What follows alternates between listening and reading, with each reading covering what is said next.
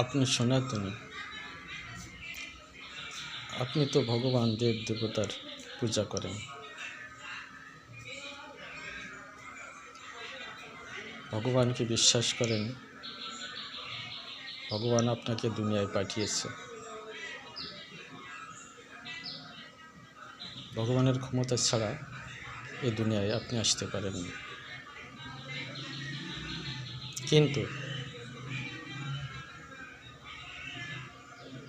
আপনি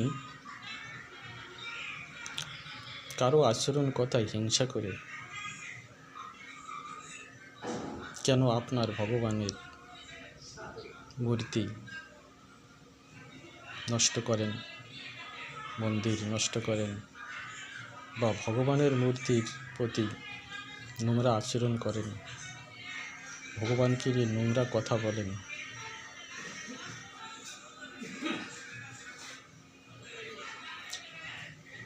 এগুলো হয়তো যেদিন করছেন সেদিন ভাবছেন মূর্তি আমাকে কিছু করতে পারে না, ভগবান কি করবে, ভগবান কিছু করতে পারে না। এমন অনুভব না হলে সে কখনো ভগবানের প্রতি নোংরা আচরণ করতে পারে না। তো আমি বলবো, আপনি যার প্রতি হিংসা করে আপনার ভগবানের প্রতি খারাপ মন আনছেন, যার প্রতি হিংসা করে করছেন তার কিছু হবে না,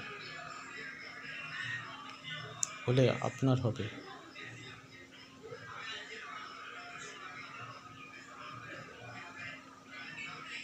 হয়তো এই ভগবানই একদিন আপনাকে এমন সাজা দেবে,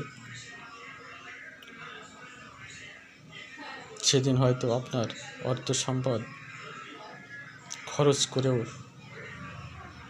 সেই বিপদ থেকে আপনি বাঁচতে পারবেন না।